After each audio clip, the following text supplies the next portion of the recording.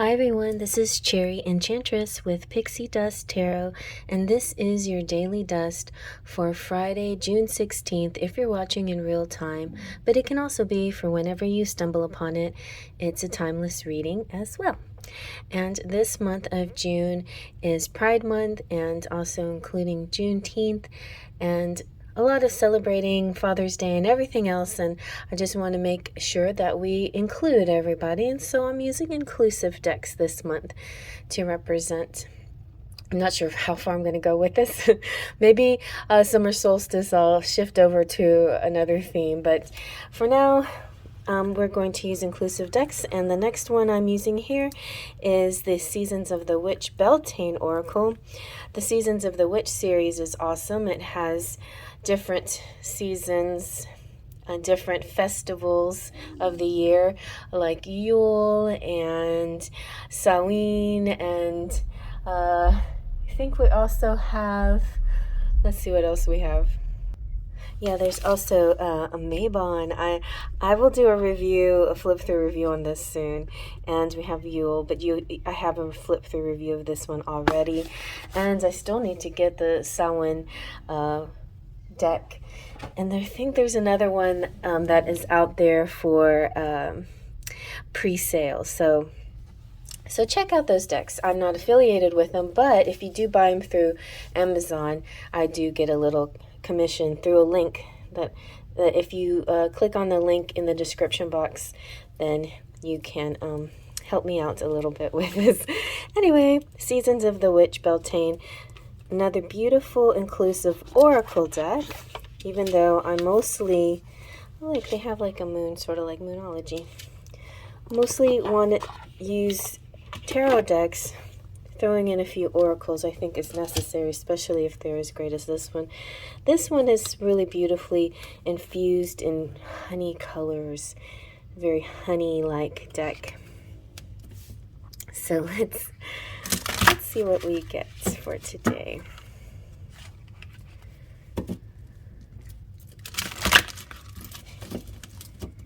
One more time. Okay. We'll take from the middle. We have, the oracle that came out in my came out recently, I think. I don't know. All right, and I think I already used this deck, didn't I? Embodiment, nice. And Maple, sweet. All right, let's zoom in and see what we get. So the oracle came out during a live reading, I believe. The oracle is saying, spirits of other worlds, tell me tales of the unknown. Tell me tales of the forbidden. Embodiment is saying, now unsown from the flesh, a most alluring lullaby stills my pain as the skies bleed for my heart and the embodiment I am to claim. And then Maypole, my favorite number, 24. I am fertile in what I seed, for there is reason to dance and drink upon the riches I receive. Interesting. Okay, so some of you out there could be like me, a tarot reader or some kind of intuitive, somebody who helps others through their intuition, whether you do it in a traditional psychic tarot reader type way, or just through really sage, wise advice. The embodiment gives me this feeling of age, but also ageless. In fact, this morning I woke up.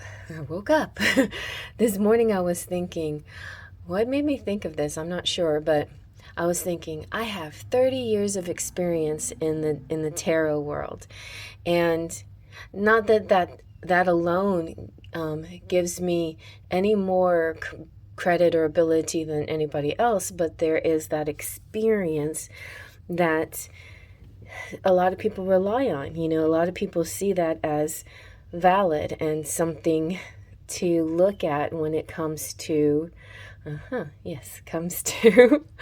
to choosing somebody right for them in certain professions. You want an experienced doctor, usually, most of the time, but there are times where you will choose the young, fresh doctor who has new ideas and is a little bit different, or whatever. Whatever reason you choose somebody to help you, sometimes, most of the time, experience is one of the things that you look for in a person. That's why people go to school, and that's why people have all their accolades framed behind them with their desks a lot of times, to show that they have experience, or that they've been through the training. They've been there and done that. If they've experienced the thing that you're going through, then you can be more empathetic to their needs. And that gives you a sense of comfort that you might not have with other people, right? Because other people might not be able to understand what you've been through. Even if they are psychologists and they were taught how to connect with you, whether they've been through those experiences or not, it may be just very clinical. There's all kinds of levels here. The maypole makes me feel that, maybe somebody's seeking a fertility expert, but there is this sense that there's this age energy here. There's old and young. There's crone and the maiden who is fertile, the maiden who is ready to become mother. Maybe this is a person who's not a mother yet, or maybe this is a mother who wants more children. It doesn't have to be about children either, but it can be about anything that's fertile inside you. And that age doesn't disclude your ability to be fertile. So it's kind of a strange conundrum here. In other words, no matter your age, no matter how old you are, no matter your age, young or old or in between, you can still birth new ideas into life.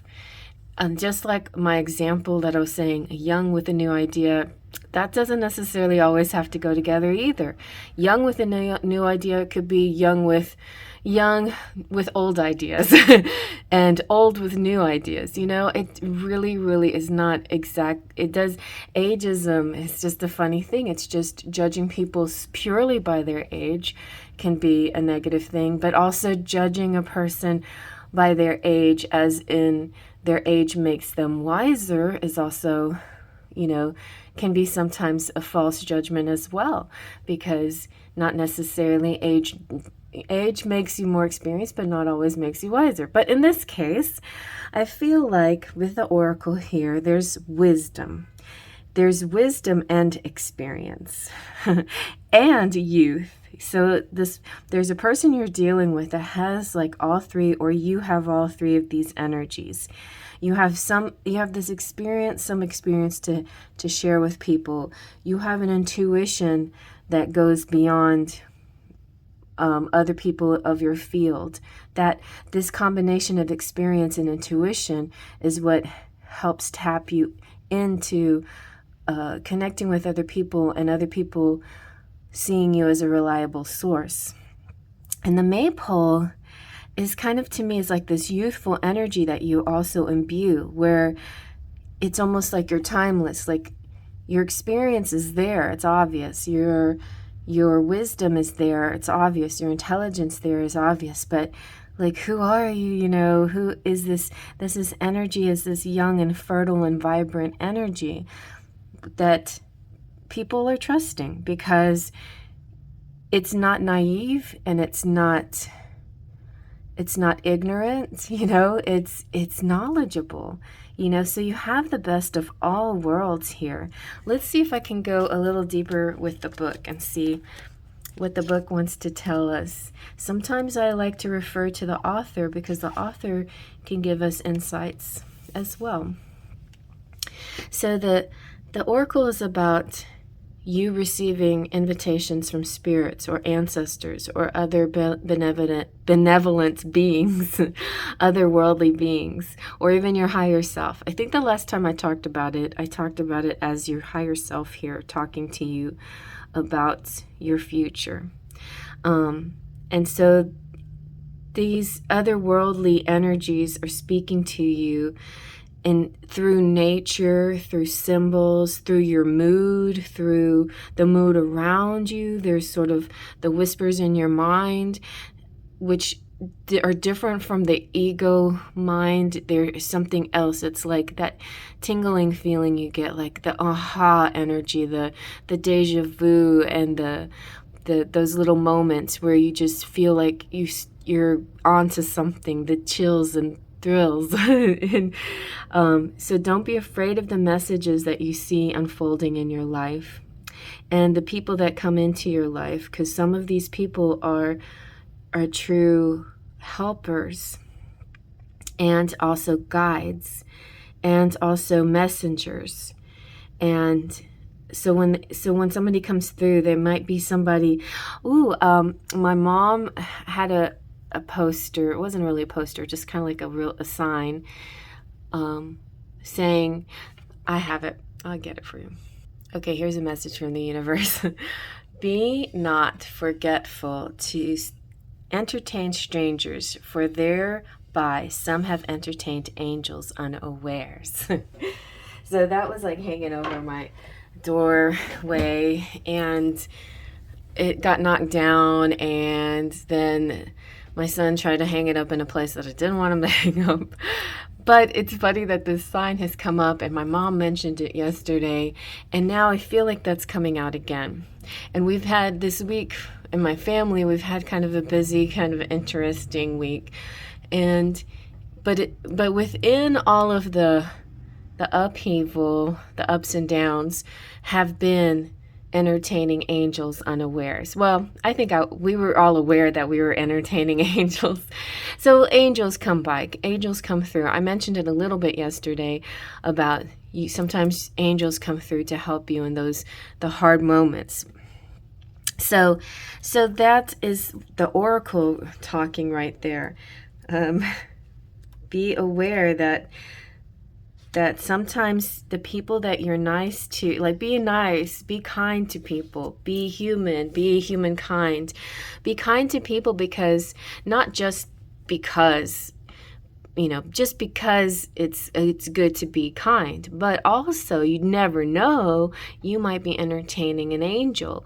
And when I grew up, it also was like, what if that was Jesus? People, we were always like, had that message in our head, like, if you, like, especially when it came to people on the street needing money or help or something like that, if that was Jesus, you would help them, right? If you knew that was Jesus.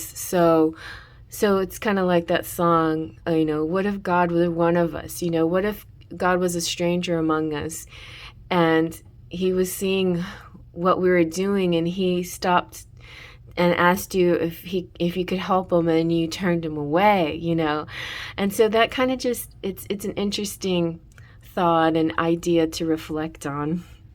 So the embodiment has to do with being authentic and shaping yourself in the image that you choose, your ambitions and your goals. You can see yourself as anything you want to see yourself. You can shape yourself in any form you can. And that's another thing that I was thinking. I was like, well, I have 30 years of experience, which makes me old. No, it doesn't make me old. I'm forever young. And that's the way I see myself. And then that's the way I feel I appear too, like forever young, with this energy of not aging. So you can have that. Also, that energy too, is if you keep seeing it that way. But you can choose whatever you want to see. If you have a sort of statement look, about you, with certain clothes or certain, like to wear those, have long eyelashes or certain jewelry or certain things that kind of make your statement, then you do that.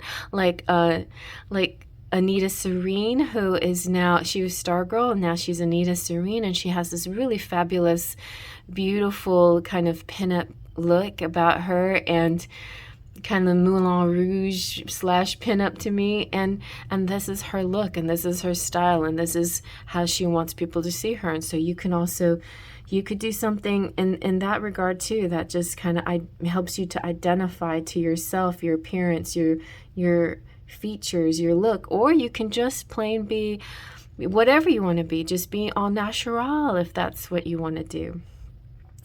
You know, whatever, like if it's city or country, all that matters is how you're making choices that make you happy, and that you've chosen it for yourself, and you're not doing it just to fit in or just to keep up with the Joneses. You're doing something that really identifies with yourself.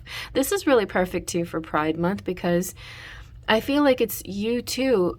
This is a really good message for Pride Month, because if you may be on one end or the other of this kind of connection with a person, but if a person wants to be a certain way or look a certain way because it pleases them, then who are you to say? And maybe if you're kind to them, you are entertaining angels unawares. You know, maybe this is Jesus in disguise, or an angel in disguise, seeing that you are being kind and not judging people by their just by their appearance, you know. Oh, this is also makes me think of Beauty and the Beast, when this is perfect, because the Enchantress, which is the character that I identify with so much. I'm Cherry Enchantress, and so the character, the Enchantress, at the very beginning of the story, in the pre-story, she comes to the Beast, offers him a rose or a flower, and he turns her away. So he is unaware she is, you know, of this kind of angelic nature, this oracle, this you know, magical energy. And he turns her away because she's old and she looks like a beggar, and she looks unimportant to him, or nobody that would be of importance, nobody he cares about. And she, in turn, puts a spell on him. Now, the spell part, it's like, it's not so much as retaliation, but it's like it's almost as if he's attracting this energy for his learning, for his growth, his self-growth, his knowledge. So it's not so like I was saying, it's a learning situation, but it's not about the Enchantress saying, oh, well, that's the way you're going to see me, then I'm going to turn you into a beast. No, it's kind of like, so be it, you know, you're accepting a certain destiny, and now to learn the hard way that you don't judge a book by its cover. So you have to learn what love is. You have to learn about how to love yourself and how to love others beyond appearances. So that could be a lesson for you, or a lesson that you're helping somebody else to see. But so yeah, it's very interesting. Oh yeah, and that reminds me too. I'm thinking all these things. There's so much I want to do, and so much I want to share with you guys. And like my real life is pulling me in another direction too, because I have a family reunion coming up. So because of the family reunion, I've been real busy. But I definitely want to get back to pick a cards and things like that. The other thing that I have done in the past, which I enjoyed so much, was to tell fairy tales through the tarot cards. And I definitely want to do a Little Mermaid version of that. So that is something I do want to do, and that's coming up pretty soon. So the Maypole is talking about fertility. Don't wait for happiness to find you. Choose to be happy right now in this moment. Sing and dance and spend time with loved ones and celebrate just because you're alive and you can. Like the miracle of having legs that work and a voice that works. You know, I really was, when I was sick and I couldn't speak too well, I was like, thank God that this is temporary, because I love having my voice. And when I couldn't smell, and I was thinking, thank God this is temporary, because I love smelling perfume. You know, I don't love smelling kitty litter, but you know, so there was some benefits in not being able to smell. But you know, just really appreciate the things that you do have. Even the littlest, simplest things that we overlook, that we take for granted. the air we breathe. You know, wherever you are in the world, there's some that have a lot of harder time than others. Even things temporary that happened, like forest fires and the air changing quality. Knowing that that's a temporary thing, it's like, thank God we're going to get back to a normal breathing air.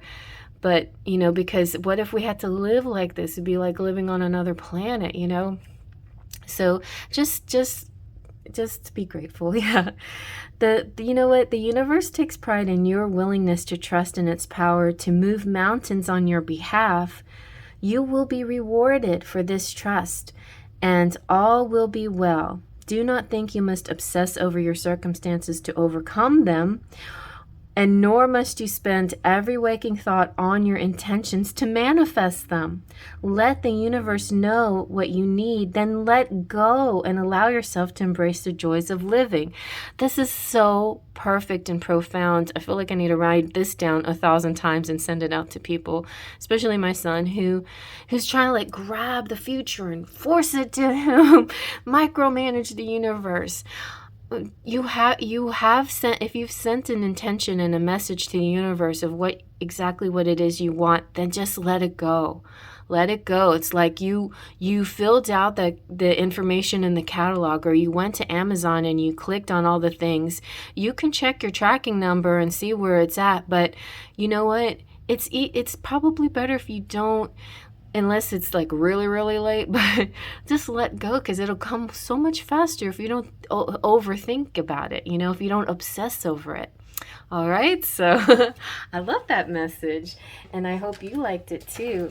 And I'll see you at the next Daily Dust, Faith, Trust, and Pixie Dust.